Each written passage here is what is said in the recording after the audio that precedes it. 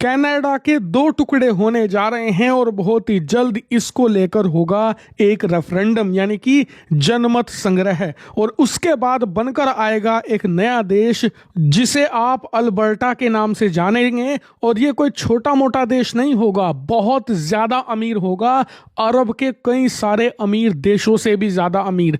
ऐसा मैं क्यों कह रहा हूं, उसके लिए आपको जाननी पड़ेगी अल्बर्टा की जियोग्राफी और इकोनॉमिक्स, साथ ही क्यों अल्बर्टा अलग हो रहा है कनाडा से, डोनाल्ड ट्रंप का इसमें क्या रोल है, सारी चीजें विस्तार से इस वीडियो में हम जानेंगे। लेकिन सबसे पहले जान लीजिए अल्बर्टा है कहां। जैसा कि आप स्क्रीन पर देख सकते हैं ये है कनाडा का मैप और इसी मैप में ये है अल्बर्टा का भूभाग। और जमीन के हिसाब से देखें तो ये कनाडा का छठा सबसे बड़ा राज्य है और पॉपुलेशन वाइज देखें तो इसकी पॉपुलेशन है 43 लाख। जी हाँ, मात्र 43 लाख लोग रहते हैं और इसीलिए ये चौथे नंबर पर आता है जनसंख्या के हिसाब से। लेकिन इस राज्य की सबसे बड़ी ताकत है इसकी इकोनॉमी।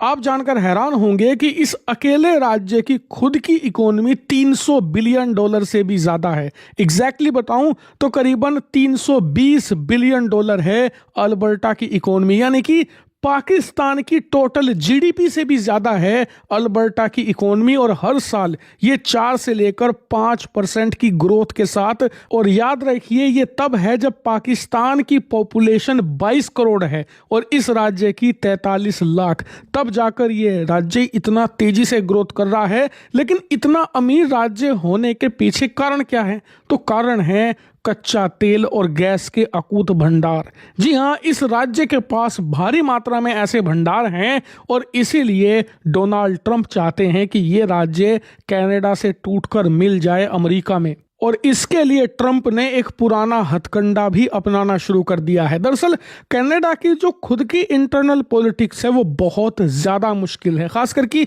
वहां पर दो मुख्य पार्टियां हैं, एक लिबरल और दूसरी कंजर्वेटिव।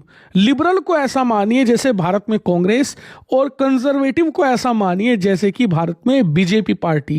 खैर, इस राज्य की अगर आप पॉलिटिक्स देखें तो दशकों से दबदबा रहा है कंजर्वेटिव पार्टी का, जो कि डोनाल्ड ट्रंप के काफी ज्यादा करीब भी मानी जाती है। अल्बर्टा के जितने भी मेयर हैं, गवर्नर हैं, सब ट्रंप के बहुत ज्यादा खास हैं और ट्रंप उन्हीं को भड़का रहे हैं कि तुम बहुत ज्यादा कच्चा तेल निकालते हो जमीन से, लेकिन बदले में तुम्हें मिलते हैं बहुत ही कम फंड्स।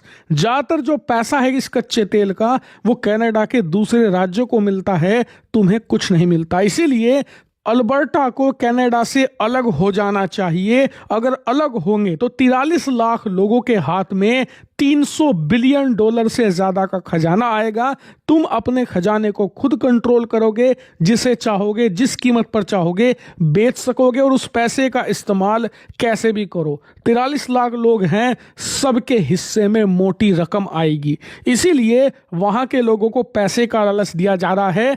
लेकिन स्थिति अलग है, थोड़ी सी अलग ये कि जहां ट्रंप ग्रीनलैंड को कब्जाने की बात करते हैं, अमेरिका में मिलाने की बात करते हैं, वहीं वो अल्बर्टा को दो ऑप्शन दे रहे हैं। पहला ये कि या तो अल्बर्टा एक आजाद देश बन जाए या फिर अल्बर्टा अमेरिका में अपना विलय कर ले और 51वां राज्य बन जाए, यानी कि दो दो ऑप्शन अल्बर्टा को दिए जा रहे हैं। और इसी वजह से अल्बर्टा के अंदर इस समय काफी ज्यादा डिवीजन आ चुका है सोसाइटीज में और इसी का समाधान ढूंढने की कोशिश कर रही है वहां की लोकल गवर्नमेंट। और रिपोर्ट्स के अनुसार ट्रंप के भड़कावे और बहकावे में आकर बहुत ही जल्द अल्बर्टा के अंदर एक रेजोल्यूशन भी लाया जा सकता है, जिसके तहत एक रेफरेंडम करवाया जाएगा अल्बर्टा के अंदर, जहां पर लोगों से पूछा जाएगा कि क्या आप कनाडा के अंदर रहना चाहते हो या कनाडा से टूटकर अलग देश या अमेरिका में मिलना चाहते हो। हालांकि कनाडा की केंद्रीय सरकार, जिसमें मार्क कार्नी प्रधानमंत्री हैं कनाडा के,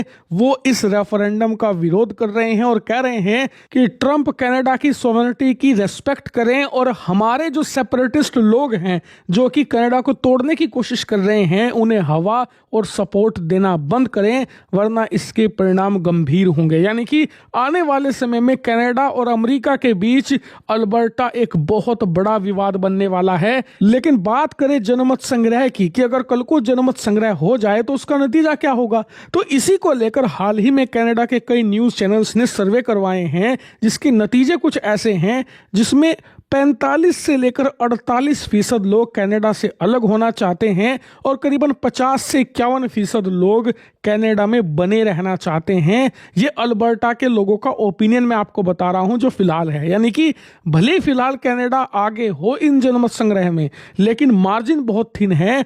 और मान लीजिए रेफरेंडम होता है तो कम से कम 2 से ढाई महीने का वक्त भी मिलता है उसमें, और इस दौरान ट्रंप इन नतीजों को प्रभावित करने की कोशिश जरूर करेंगे अपने बयानों से और सेपरेटिस्ट मूवमेंट वालों को सपोर्ट देकर।